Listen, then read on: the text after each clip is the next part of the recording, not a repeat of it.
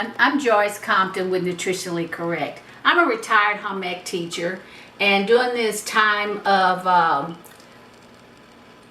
well, I guess you could say the pandemic time, I have some time on my hands, and my son-in-law and my husband requested I make them an apple pie. So I thought, what better time than to share with some people how to make a simple apple pie using all nutritionally correct foods: fresh apples, sugar, all-purpose flour, butter, a little bit of shortening, cinnamon, nutmeg, and of course I'm using natural salt, Himalaya salt, and I also am using a flour that I discovered over 10 years ago. It's not something that's popularly found in grocery stores, but I have found it to be a very good flour, and I love it.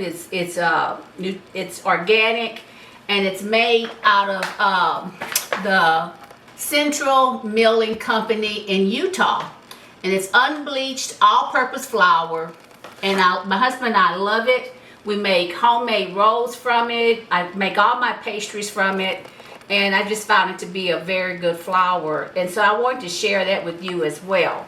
I buy it at Costco, and I love Costco because there are lots of organic items at Costco. And as you can see, my cinnamon, nutmeg is also organic. Because I was a home ec teacher, I use tools that I would normally use in my classroom, and I have a straight edge spatula here, pastry blender, scraper, rubber scraper, measuring spoons, and I'm going to be using a little paring knife for later when I make the crust. I have pre-measured a lot of the ingredients. You can see here my measuring cups are holding 1/4 cup of sugar, then 3/4 cup of sugar, and I have a 1 cup measuring cups, and then the rest of the measuring cups. So some pre-prep was done. I did pare and core my apples, and they're in this container right here. And they're just waiting on me to put the measurement of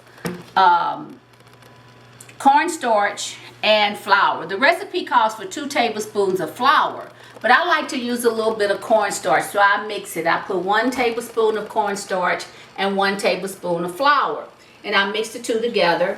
And the recipe also calls for a half to a teaspoon of ground cinnamon.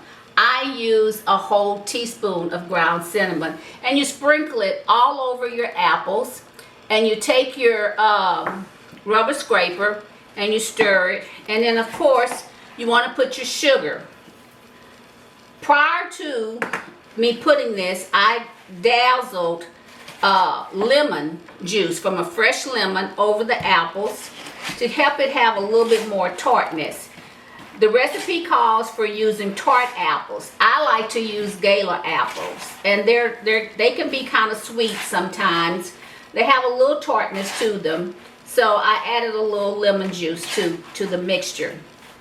And so all I'm doing is tossing the apples.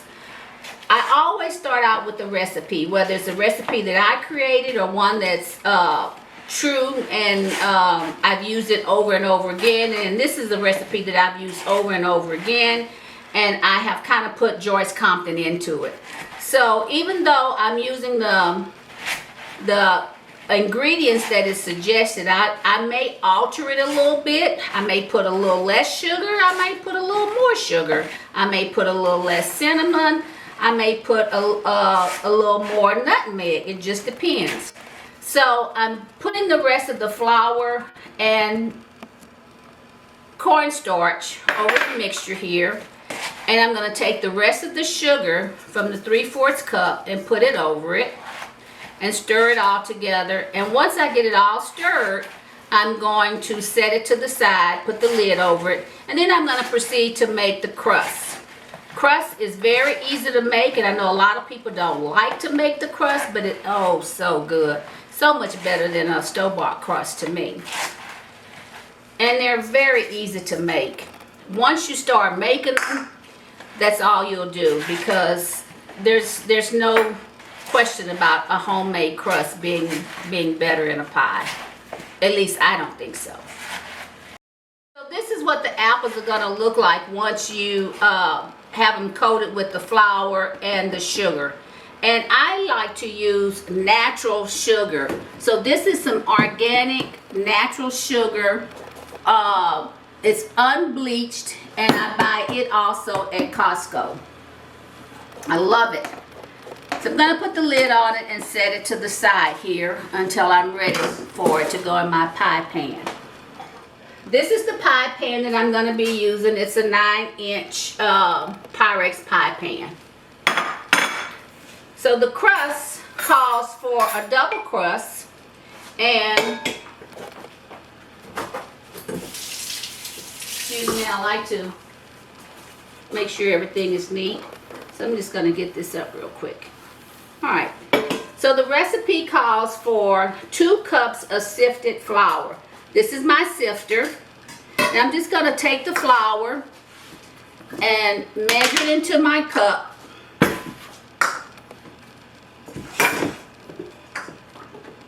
Over my flour bin.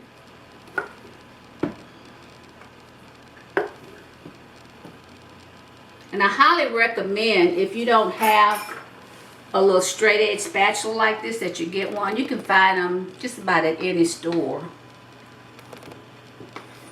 Accurate measurements is key to turning out a good product. And again, there are people that can bake without using a recipe. I'm not one of those people. I like to use a recipe because that way I know my product is going to turn out the same way each time if I follow it the way it's supposed to. So, here we go. That's the 2 cups of flour.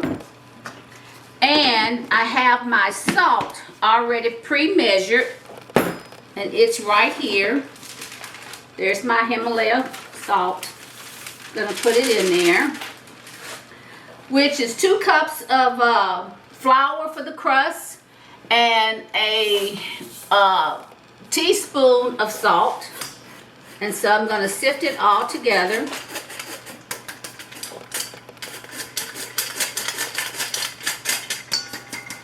And I need 2/3 cup of shortening.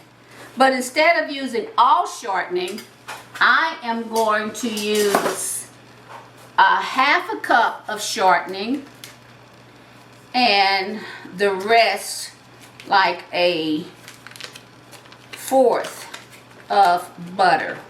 I'm going to put just a little more. So I have 1/2 cup of shortening in the flour and salt.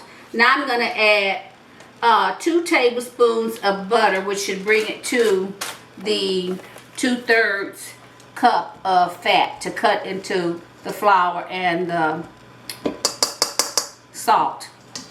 I hope you can see this, but all you're doing is taking the fat and cutting it into the flour mixture with your pastry blender. Just go up and down, and you want to do that until it forms little balls, pea-sized shape. So I have my shortening in the bowl. And as I cut, I have to take my rubber scraper and get the shortening off the pastry blender. And then use the up and down motion again. Because I'm trying to get it evenly distributed throughout the flour mixture. The flour and salt, that is. And you just go up and down as fast as you can. And you're cutting it in. And as you can see, it's starting to form little bitty round pea looking mixture. And once all of the flour has been mixed really good in the fat, then you can add cold water. I like to put ice cubes in my water before I start putting the water into the mixture. It's because it's better for the pie crust if the fat can stay at a solid And so if the water is cold, it's going to keep the fat at a solid and not let it get down to room temperature. So I put ice cubes in the water first. So as you can see, I've scraped all of the fat off the pastry blender. If you don't own a pastry blender, you want to get one, because you can also use this to make biscuits. You can use it to make muffins, and perhaps one day real soon I'll show you how to make homemade biscuits. They're really easy to make and taste so good. So this is what the mixture is going to look like. I'm just going to take my cup and put some cold water from my RO system. And it calls for anywhere from 5 to 7 tablespoons. I'm going to pour out the water over the bowl and dazzle 1, 2 tablespoons at a time. Once you've done that, you take your rubber scraper and you just, with your wrist, fold it over. The key is to try and form a large ball. So keep counting to make sure you don't go over your 7 tablespoons. And I have 2 tablespoons in there. So I'm going to put 2 more. So I do 2 at a time. The recipe says 1 at a time, but I think that's too often to stir. So I do 2 at a time. And it seems to work out just fine for me. So that's 4. And as you can see, the water is adhering to the flour mixture. And I'm just stirring it. Those of you that are not from the South, please forgive my Southern accent. I know it's there, as I've been told by the kids that I taught. Miss Compton, you're so country. And I say, yeah, I know I am, but it's okay. It's cool. It's cool to be country. So that's 4. And this is 5. And as you can see, now the water's starting to run because what's already in there is starting to get mixed up. So I'm going to just stir it. And as you can see, it's getting into a big ball, which is what we want. And I'm going to do 6. This will be 6, number 6.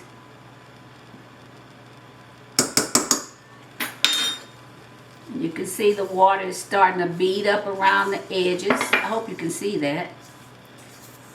That's key. And I'm forming one big ball. So how many tablespoons do I have left to use? 1. And I am going to use it because I like for it to be just a little bit more moist.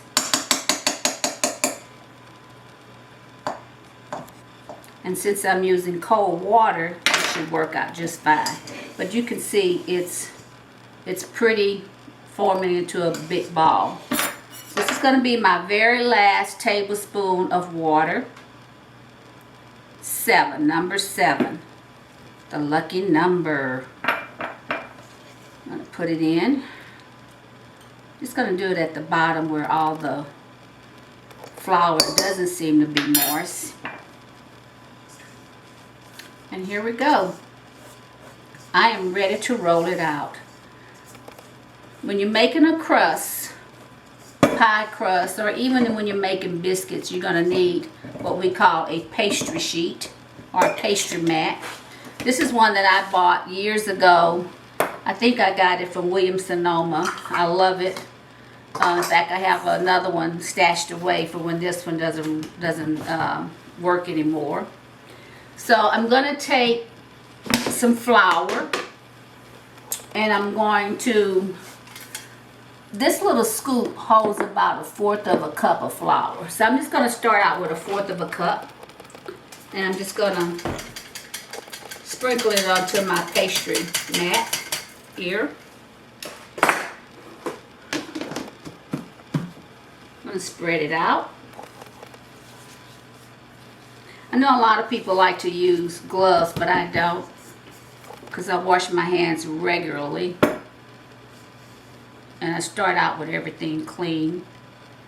Fingernails, everything underneath. Make sure that everything is good and clean. So I'm just gonna form a little ball. I don't want to overwork the dough. That's important. You don't want to overwork your dough. And I used some wax paper or parchment paper on top of my crust to roll it out.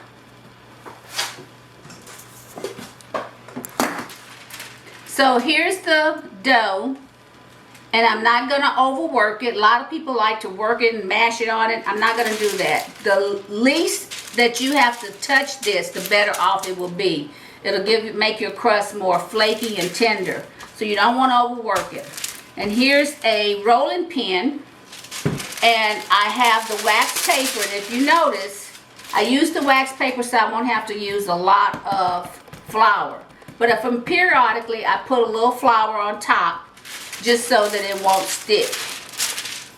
So I'm rolling it out because I want the pie crust to be in a circle, and my mat have circles on it. I should have pointed that out to you before I got started. I forgot to do that. But if you look right here, you can see there are circles.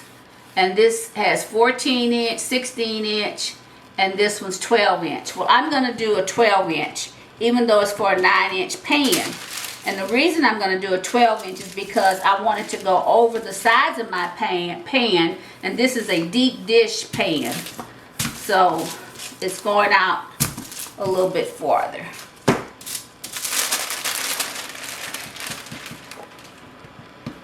And as I touch it, I try to feel to see which side has a little bit more than the other one, and this one does. So I took some of it off, and I'm just going to put it over here and go for it.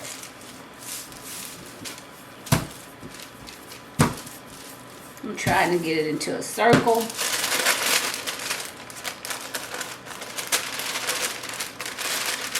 Doesn't seem to want to cooperate with me right now.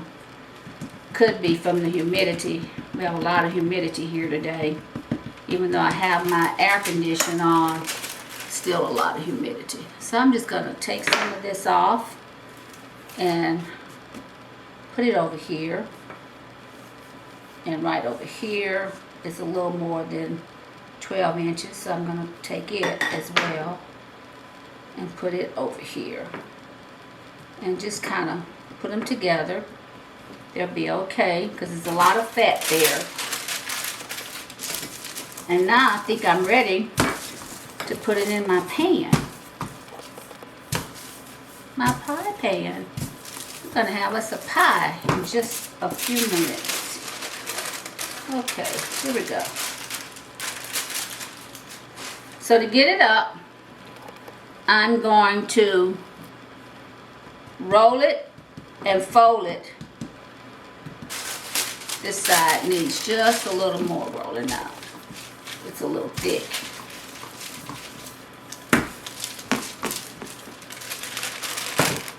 There we go. That should do it. So I'm going to roll it out. I'm going to use my spatula to help me lift it up so it won't break. You can see it's pretty tender. Put a little more flour there. And then I'm going to come back on this side and try and roll it to the two meats together. There we go. Put it in the pan.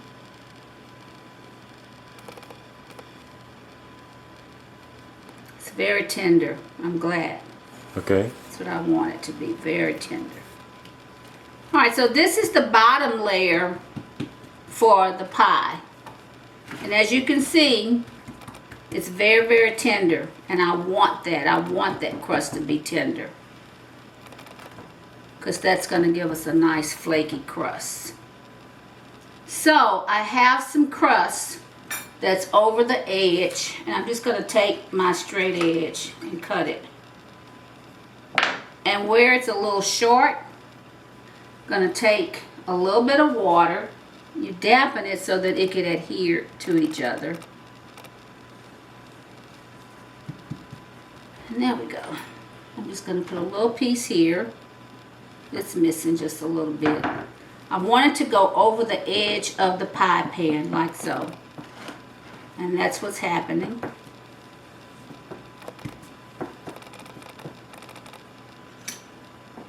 Okay, so now I'm ready for my apples. So I'm going to take the apples.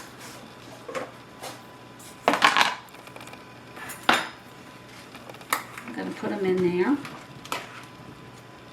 The recipe calls for a little bit of nutmeg, so I'm just going to put just a dab of nutmeg over the apple. And as you can see how that's gotten thick? That's from the flour and the cornstarch.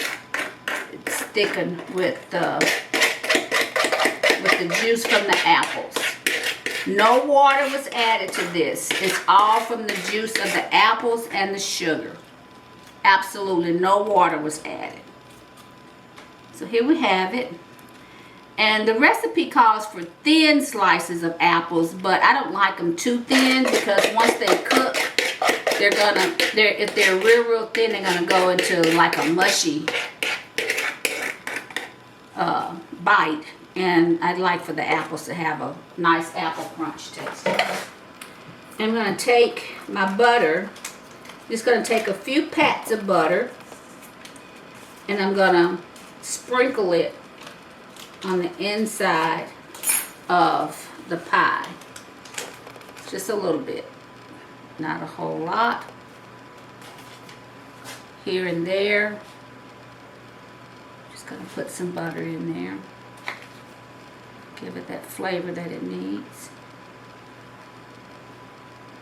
And I don't know if I told you, but I used 7 apples, organic apples. This time the apples were very small, so it's not as full as I'd like for it to be, but it'll work. It'll work. So this is what it looks like. So now I'm ready to make the top layer of the pie. So now we're ready to make the top layer of the pie. I'm just going to take some of the sifted flour, put it back over the center of the mat, because I'm getting ready to do the top layer to go over the pie. If you don't have a rubber scraper like this, please get you one. They are the best. I think this is a Whitman.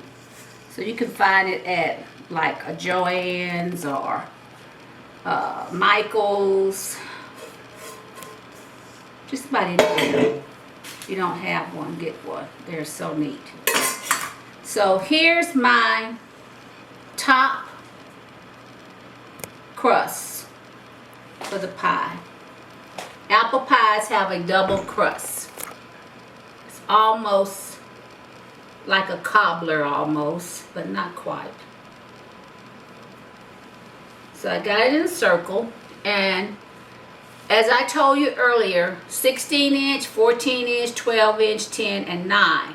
I like to go all the way out to the 12-inch if I can. So I got my ball right in the center. I'm going to take my wax paper, and I'm going to start rolling out the dough.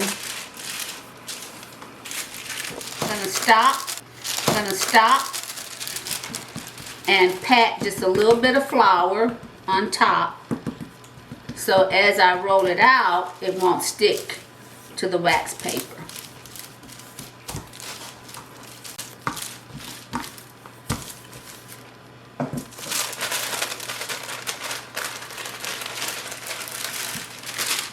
Again, I need to pat some more flour.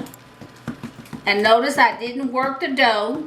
You don't want to work the dough because you want it to stay flaky and tender. If you overwork it, you'll form too much gluten, which some people are allergic to gluten, but thank God I'm not. And and get your flour into a nice circle. All right, so that's pretty well within the perimeter for making the pie. I think it's well in the perimeter. Because I'm going to flute the edges of the pie. But before I start picking it up, I am going to make some slits in the center of the pie. I like to make just some little bitty openings to let the steam out, like such. And then I go forward and I cut, and then I make one more little opening.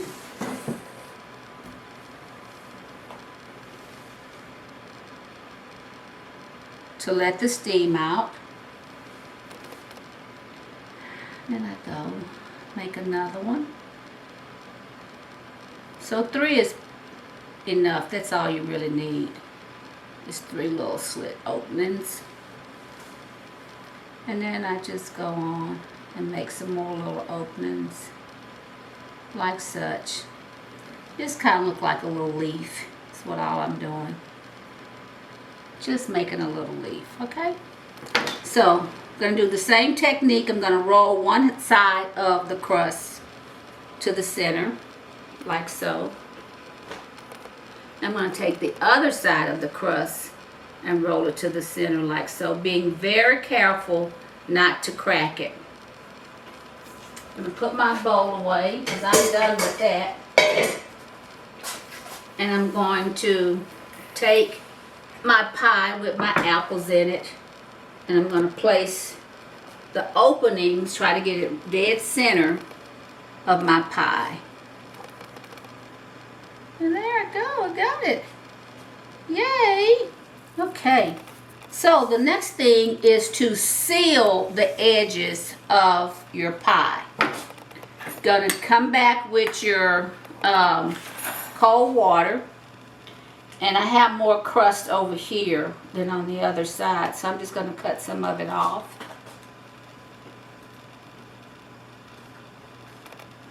I'm not going to throw it away because I'm going to do something with it later. And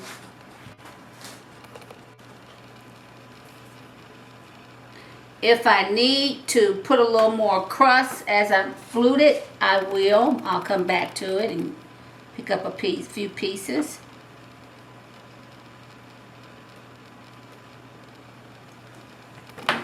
So, I'm ready to seal it off. So I'm just going to lift up the edges, take my fingers and dab the cold water and start sealing.